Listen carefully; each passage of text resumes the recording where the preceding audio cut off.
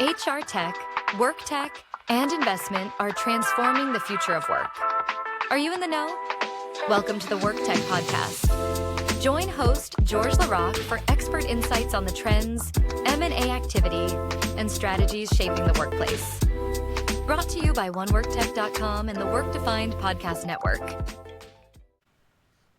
Hey everyone, welcome back to Work Tech. It's me, George LaRocque, and I've got a great conversation for us today. I've been looking forward to this because there's so much happening in the market with employers and HR leaders, everyone really trying to figure out where can we leverage automation and AI, like getting into some real use cases, like where is it going to help us the most? And I've been working with Ahva Sadeghi at Symba for a while, and Symba has some great use cases to share. What Symba's doing is really automating a variety of people processes throughout the employee lifecycle in different types of constituencies, and doing it for some really exciting employers, some exciting brands. So I'm excited to have Ahva here to share some of this. Ahva, welcome. Hi, George. Thank you so much for having me. I'm a big fan, and I've watched many folks that I admire on the show, so happy to be on here. Thanks for having me. Oh, well, thanks. It's great to have you here. So for anyone that doesn't know Symba, might not know you, let's just start with a quick intro, and then we'll go from there. Of course. We are Symba, not for the Lion King, but for symbiotic relationships. Full disclosure. And I'm Ahva Sadeghi. My background is initially focused on economics, and so I've become very passionate about workforce development, work, just how we do our work the way we do. And we began building Symba initially focused on early careers, which is a segment of a workforce that is somewhat messy. And we became obsessed with how do we design and create a process that is seamless within a really large organization. And we've learned a lot. And now we've expanded our product beyond just early career. So we really are making automation accessible. And some of the people processes that we support are pre-onboarding, onboarding, offboarding, paid leave, compliance training, you name it. And our customers don't need a technical background. They can create a single workflow in under 10 minutes.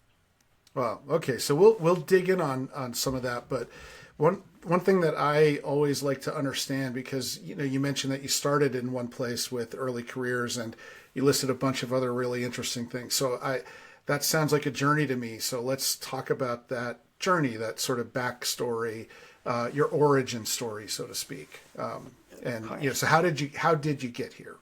Yes. Well, startup is not a journey, right? It's a whole lot of ups and downs and mess. Exactly. Yeah. It's like they say some days we win, others we are just surviving, but it's always learning. And something I share is, when I was in high school, I won the grand prize for the ExxonMobil Science Fair on a failed science fair project because I explained 5 reasons I think it failed and how I'm going to test each one of them. And so I think we take that approach at Symba. Everything is an assumption, and we're running 5+ campaigns at once in really quick sprints to learn what we can do. And so once we got our foot in the door with huge logos like CVS Health, Genentech, we, had our ears open, right? We started off with a space that we were deeply passionate about, that we knew about. We knew there's so much more out there. So constantly asking questions, figuring out where we can add values, kind of just our North Star. Yeah. So was there a point in that journey where you took a turn into other, I don't know if you use the word pivot or not, but you shifted gears into a broader solution? Like, what was going on in the market that or with your customer base that led you to that? Yes. So we had somewhat of a rude awakening, I would say almost like 24 months ago. And many of our customers, we had focused on tech. Based in the Bay Area, we were part of an accelerator program out here. And so we kind of grew in that space, and our customers were being impacted by layoffs. Mm-hmm. And if the customer is not there, how are they going to renew when the renewal comes up, right? Right. And so this was kind of, we saw a few start to happen, and then it became, over the next few months, we saw more and more. attrition. And so we realized very quickly we have to shift gears into different markets and began running campaigns. We tapped in and studied insurance, retail, life sciences, biotech. We needed to move as fast as we could, given that we were a B2B enterprise SaaS software, and those sales cycles are not that fast. So we did what we could, and we learned very quickly, and we moved with a lot of success into retail and life sciences. So, Ahva, in the market right now, are you seeing any increase in interest in, your tech or tech in general? Absolutely. And it's really exciting to see this movement and focus on automation. We, in the last quarter, have seen almost like 4x the number of inbound demos. And wow. And I always, our team always asks as a startup, how'd you find out about us, right? Because we want to know where to spend more, invest more of our resources. And we're hearing tools like ChatGPT or Perplexity. And so those kinds of customers are fantastic because they're already adopting AI. They're already using those technologies. So they're great. They're excited to try things out and move with us. And I think it's really refreshing to see folks doubling down on this type of technology. We need more of it. Yeah, that's interesting. I'm excited for you that the inbound pipeline is growing so rapidly. That's a big number, 400%. But that's so interesting because everybody's talking about how the world is shifting to Gen AI, sort of replacing traditional, Google search so. Is there anything that you think you're doing that aligns you in these tools, or is it just that your content's exposed and they're leveraging the content? How do you think you got to this? Well, I think hopefully they'll give us some more insight, because maybe this will be like a new business line. It'll be like, instead of SEO, it'll be like AI engine optimization. Yeah. But, we have so many ebooks and so much content out there. We're, constantly releasing information, webinars, books, and some of them are gated, but everything is free. And so maybe I think that's helped. So we've always believed in Symba, creating value for our customer, even before they become actual customers. So all those resources hopefully are feeding the engine. And so that really makes us want to create more content and create more value. Yeah, I think that also, there's this moment, I hope it doesn't go away, but it's encouraging for startups and companies that have a great solution that can't afford to put their thumb on the SEO scale with with the same kind of budget that like a bigger brand might have. So that's encouraging, because it's looking at the content itself, the quality of the content, the message. So hopefully that will stick around for a while. But maybe I'm saying thank you very often to it, or I'm using it so much for Symba, now it knows Symba so well. So yeah, and talk about how what does the product do? What does that look like? So for you mentioned a CVS or a Genentech. What is where does it start and end, and how do customers leverage the technology? Of course. And if I could if Ahva was looking forward to see what the product looks like right now, I think that our team would be like wowed and surprised in a lot of ways, even our customers, because this wasn't the initial direction that we thought we would go. But it was kind of like this aha moment where we realized that once we began building a process and making it standardized, that we could build workflows, even though our customers thought that, every use case was an edge case and everything was very, very different. There was an opportunity to actually stream every step together. And what we did was we studied other solutions that are not in our space, not in people or HR. So we're talking CRM platforms, different workflow automations for customer onboarding tools. But CRM and sales was a very interesting use case, because we thought, okay, the sales process, somebody is, they become an opportunity, just like a candidate just applies to a job, they become aware. And then they become a closed one, or they become, in the people terms, your all-star. So we thought, what can we do to build an omni-channel or like an account-based marketing approach to the people experience?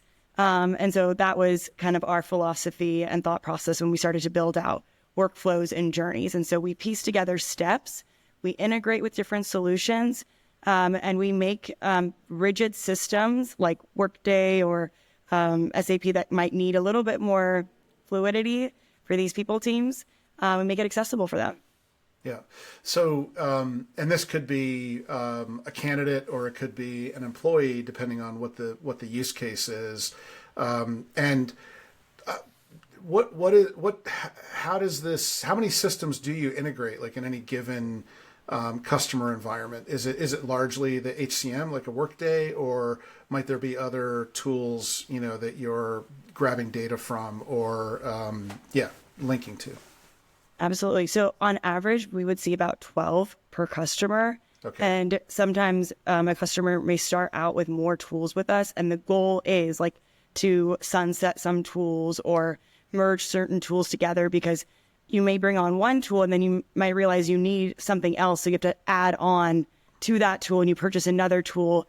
But if you have a system that brings it all together, then maybe you can start to eliminate different tools. So that's kind of also a win for us. We can start to eliminate different tools and systems. We integrate with over 300 tools right now. Okay, that's really interesting. And what about the workflows themselves? Are they is it a templated sort of experience? What does it take to, because everything's workflow, so much of what we do, and how do I, when we've got a process to automate, how long does it take to get to that end state where it's automated? So this is like my favorite part, and like the part where I love like the creativity of our customers. And I think there's a lot of, conversation around how using AI in the right way will actually enable us to become more creative and think outside the box. And we've seen our customers, and this is where we discover, wait, we're way more than an onboarding tool or, just like a first 90-day tool. We saw one of our customers, Genentech, use Symba to build an offboarding program. And we were like, wait, that's brilliant. And then we had another team ask, can we use this for a rotational program? Then we had another team said, we want to use this for a manager training program or a, executive leadership training program. You can also use this for performance improvement plan. You can get very creative. It's like we've given our customers Lego blocks in a lot of ways, but we do have templates because it can be very daunting to know where to get started. But I'd say that most of our customers have already a spreadsheet or a starting point. For the most part, we're not starting from like ground zero. They're doing something, right? But it's just like piecemeal together, duct tape, slapped together, doesn't work well. There are kinks, things fall through the cracks, but there's something, right? And so we take it to that next level. And so we kind of work with them during the onboarding process. And we have like a design thinking workshop we do during implementation to understand what their flow is. And then from there, like a phase 2 is, because they now have a visual representation of where people are getting stuck, what needs to be optimized. Then every quarter we set goals and constantly optimize each workflow. Wow. So it's you're offering a platform that there's a starting point. You've got some common use cases, you've got templates, but like any sort of system like this, it sounds like once the customer gets in there, they start applying this. Well, this is working so well over here. This process is just like this other, from onboarding to offboarding or what have you. So are they able to just build those out sort of themselves, or are you along for the ride with each of those? How does that work? They're able to build them out themselves. So we're oftentimes like in this like, wow, like surprise aha moment when they like kind of are presenting their work to us. And it's so cool to like see your customer like be very proud of building out this workflow, because it can be very basic, but it can also get very intense and robust. Sometimes we see customers, they start off with their phase 1 workflow, and then they constantly build and build and build and add on it. And then they may tweak it, right, for different segments, different locations. We work with a lot of global customer. So they might need certain workflows for certain locations or timelines. And then it's been kind of a brain exercise of building these workflows, because you have conditional statements, you can have sequential, different flows, you can have dynamic inputs. So it can get really crazy very quickly. Right. So you're having some great success in the market right now. And I'm curious because as I mentioned earlier, there's this challenge, which is, everybody's excited about automation and AI. But, our customers, the HR leaders, talent leaders, that's, they're people. They're not. Okay. So in the market right now, everybody's out looking at AI and automation. And I'm curious, with the success that you're having, are people finding you looking to solve a business problem and then discovering how automation fits, or are they out? I think there's a undercurrent in most projects right now to understand where can we leverage automation and AI. Are they finding you in that way and then discovering where to apply it? How's that working for you right now? Yes. Well, I would say they're finding us in both ways, but we like to work with, the first group the most, right? Because there's a focus, they know what they want to solve, and there's actually, we can demonstrate value and impact in that sense. And it's really important not to just do things for the sake of doing things, right? We don't want to just say we're using AI because it's a buzzword. We want to understand, the impact that it can have. And for us, that's, the win is the automation is like the how, right? It's the vehicle to get to that bigger end and that impact in that picture. So for us, we can save time, but ultimately we want to understand, how do we ramp up engineers? For example, we're working with Netflix. They want to ramp up their engineers very quickly and understand, okay, how, if they're ramped up really quickly, how does this impact our succession planning long term? Because now it's okay if people leave, because we can get people to this state so fast, right? And I think it's not maybe resisting these dynamics of how people are going to move, but maybe building the infrastructure to meet the new dynamic workforce. Yeah. And do you find that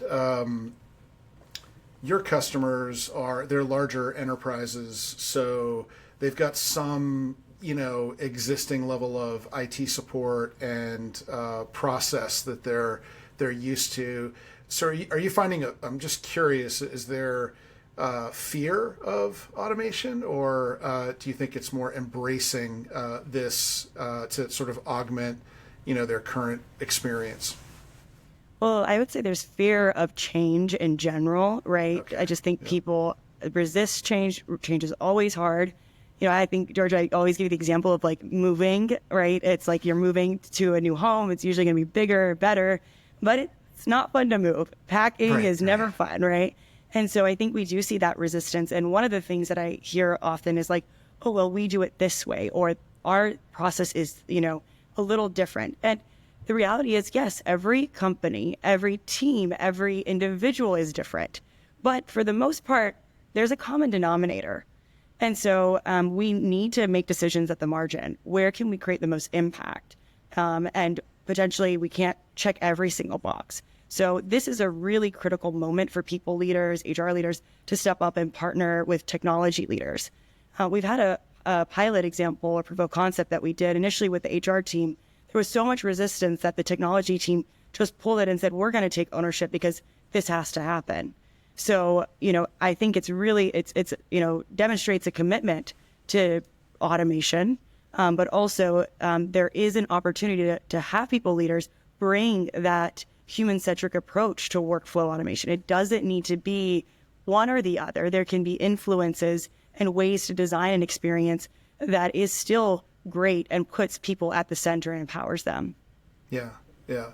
So you're in your current state, you're seeing a lot of success. Can you talk about, how do you define success? How do you define it? How do your customers define it? How are you defining it? I guess, just checking in on, sort of where things are today, how things are going. Yes. So when we launch with our customers, we kind of create our own like scorecard and rubric. And that's been really fascinating to us to discover what success means to them. Phase one, like I said, save time, right? But that's so basic. It's like, okay, obviously, right? We better save time here. But the phase two is how do we impact retention metrics? How do we potentially change and support upskilling or transitions that are needed within the workforce, supporting maybe skills development for roles that are maybe very difficult for them to hire and fill those roles. So if the time to fill is very, very long, can we potentially take somebody internally in the organization and get them up to speed in half the time than a role that we need to fill? So there's a few different more nuanced examples like that, but we study the number of workflows that are run, how many folks go through them. We study the number of workflows and like how many types they've built. But we're still defining that and redefining what success looks like, because the goal is that they don't have to log in too much, that this is running on the back end without them even potentially knowing they're in a workflow. Yeah. Oh, that's really interesting. So given the nature of the solution that you're providing, it should really become fluid, and it's not just in the flow of work. It sort of is the flow of work. Is that exactly? Yeah. Dynamic, okay. Interactive, and we're really excited about getting to that phase. But what we've done really effectively is start out very simple, make it bite-sized, approachable. Many workflow automation tools are very technical, very heavy lifts. And so oftentimes the people team has to put in a request, and they continuously are putting a request, and sometimes that doesn't happen. So with Symba, they don't need to put in a request. They can do it themselves in a few clicks, leverage templates, duplicate, constantly iterate. And it's very empowering for them and everyone who goes through those workflows. Yeah. The enterprise class sort of automation and experience layer, but usable, accessible, and you've put the complexity, on the back end, not in front of the user.